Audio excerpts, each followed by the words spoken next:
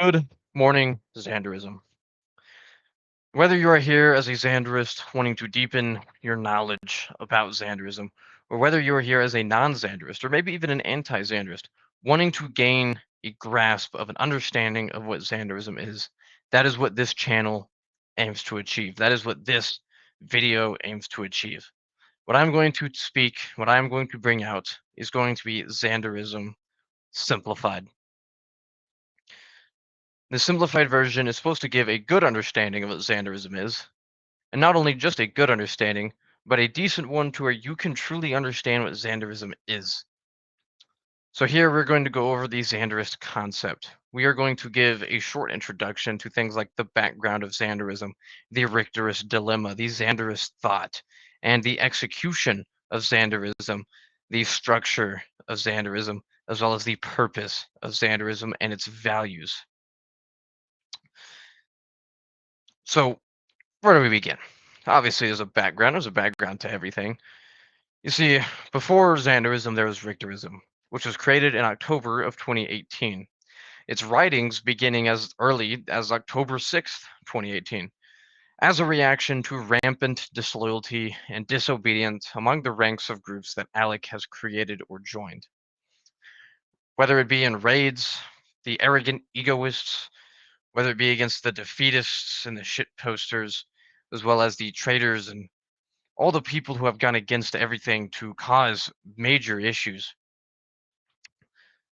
You see, defeating this and to combat this was seen as one of the most important things that we needed to achieve, a primary goal.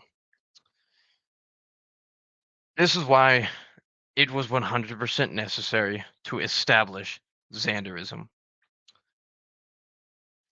Following through with this, there was the Richterist dilemma. You see, under Alec, under his guise as a leader, there were no flaws. There were no issues with Richterism. Every order was law, every dream was a reality, and every thought was loyalty. There was no downfall because everyone was loyal. There was no defeat because everyone was totally behind Alec in every war and in every crisis. There was no end because Richterism was endless. It was eternal. It was meant to uphold until the very death of every able loyalist and body, at least until a single Richterist remained.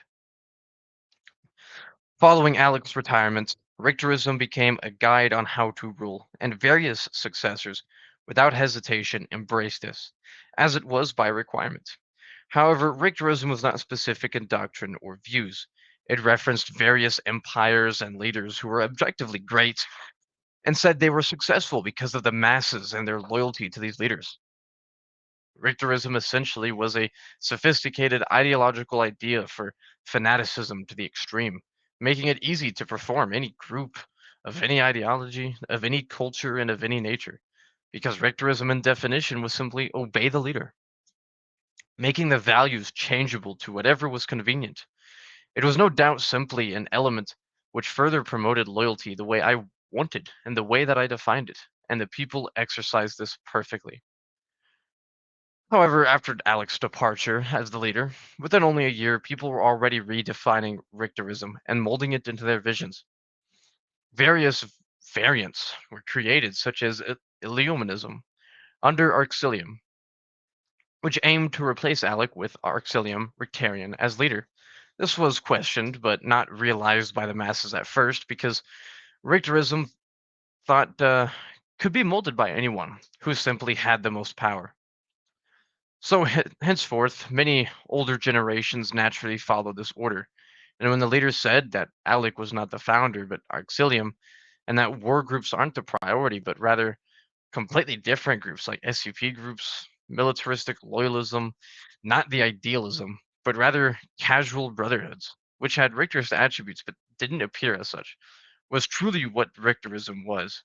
It was followed without a question. The 8-year legacy that was created, defined, memorialized within months of a new leader's command changed, replaced, redefined, and molded in his own twisted image.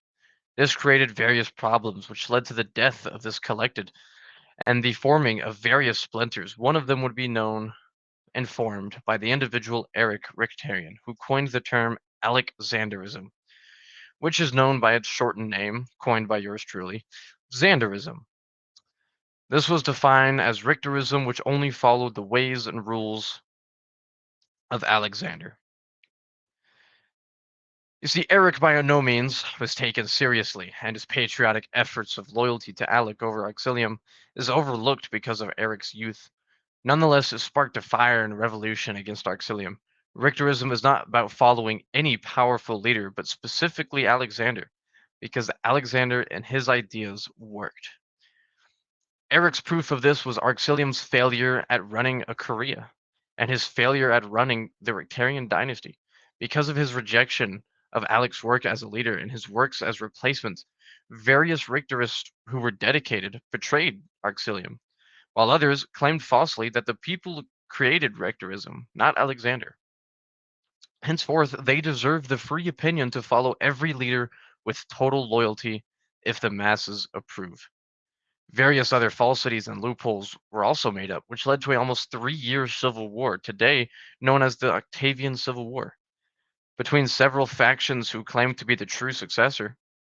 The closest who came to Xander's thought was Patrick, who was far more popular than Eric, but considering his disloyal history, was no better than the rest. Because of this experience of constant betrayal and failure in Alec's absence, a new ideology and goal must be created, with a new structure and formation due to these flaws, one which will result in a loyalty and more radical and total than we've ever seen before. A loyalty which is unconquerable, undefeatable, and will make a community so radical in the defense of its homeland that the best way of taking out the community would be to go to the homes of every single individual loyalist and put a bullet in their head. 1,000 people who are willing to do this makes a community the most powerful. Over having 10,000 loyalists who are unwilling and rather interested purely for their own individual interests, Richterism is obsolete by these means. And henceforth, Zaenderism, which is superior in all forms and ways, will replace it. It is now common knowledge to every person capable of following this movement that everything must not only be within orbit, but must completely follow, embrace, and support every idea of Xanderism, which is in essence Alec's ideas in the context of running a nation and a group within the community. We're not asking for people to drop their religion, drop their politics, or anything just to embrace Alex, but rather to embrace his philosophy of an ideal community on this platform for the sake of single hearted commitment. Xanderism, unlike Richterism, will no longer center itself around the dynasty of the Rictarians or any group entity for that matter, but rather purely around Alec. It will not study simply the groups of Rictarians involved themselves in, but his involvements and his actions, by centering the thoughts of everything around how he does it. We maintain an eternal purification of our values because alternative ideas that I would never follow, that Alec would never follow, and that no Xandris would ever follow, that everyone else would simply see it as it will not work. Forever into any death or retirement, the values will be maintained. And if a single person, be it the leader or followers of the masses, is to not be in commitment to the ideas of the Xanderist thought, then they are to be ousted. They have betrayed the Foundation, they have betrayed Alec. There can be no alternatives to Xanderism, no variants, no schisms, or anything of the sort. Instead, total unity behind Xanderism, total unity behind Alec. Even unto his retirement, even unto his death, and beyond that, the entire following will agree to disagree on petty squabbles, and remember, with Alexander's word as law, we shall carry onward to victory. Henceforth, the issues with secession are resolved.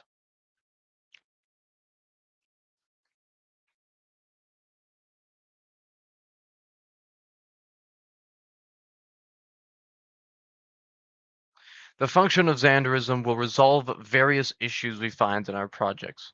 Most commonly, the fact that nobody wants to full time a role which is bureaucratic. Secondly, the role of managing such bureaucratic positions will no longer be a full time job. The need for a regime or an authority or workers' party will otherwise be redundant, and better yet will function as more so a mandated effort for loyalists, rather than a branch requiring to field active manpower. This will consolidate manpower for the branches and divisions, making the jobs of roles such as judge or content creators secondary for whatever free time remains. These projects will not be mandated, but encouraged for those who are dedicated to Xanderism.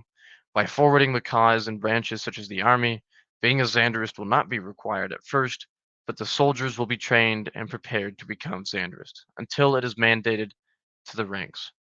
This means that it is in fact a requirement for essentially every senior officer and higher ranking official to be a Xanderist. And a branch, as per se, the Legion, it is mandatory for every member to be a Xanderist, but it should be a requirement to be at least a senior to go beyond, for instance, the rank of a sentry leader. Honorary Xanderists are Xanderists who have not undergone the application system and were given a pass by either Alexander or a member of the Grand Council to participate in a senior role. Honorary Xanderists must still nevertheless complete an application form or loyalty test to prove they are loyal enough to be worthy of a senior position in any project, and will be distinguished by a medal or badge of their status.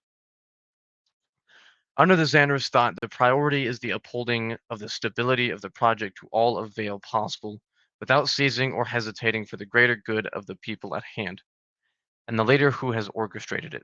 Therefore, every thought, value, and action must be with total loyalty to the leader, because he is the one entirely behind it.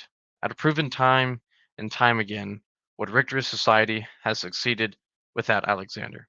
What Richterist society has failed with Alexander. In every case that has been represented, we have won. And in every case that has not been represented, we have failed. Therefore, who is to say that it is the masses who have built this, or it is the masses that have carried this? Never in Alex's 8 years of leading this has this ever been the truth, nor will it ever be, due to the nature of this platform. Loyalty is at the forefront, so now we must define what loyalty means, what it is, and how it is in the context of Xanderism.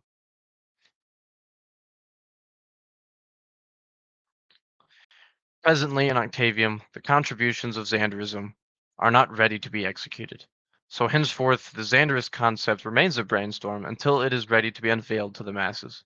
Months, years even of growth will occur, and when the time is ripe, when we are ready to advance to the next stage of our community, we will unleash the grand vision of everything, and tens of thousands will join us single-heartedly in loyalty to both Alec and the cause. Eventually, then Xanderism will be what replaces the void of Richterism, and the ravenous will no longer be starved. Through a system more perfect than anything Alec has ever created before, we then, as once Richterists, will then forged as Xanderists. Embrace a coexistence of glory and prosperity that will be yielded by these very values. I say this almost as if a window into the future appears before me. Comrades in loyalty, your time to be revived is soon here. Once again, we will be the most powerful people on this platform to reign again. With that being said, that is the Zaenderist concept explained. That is everything within the Zaenderist concept, and that is essentially Xanderism simplified. Tune in for more videos when they come out, and I shall see you all in the next life.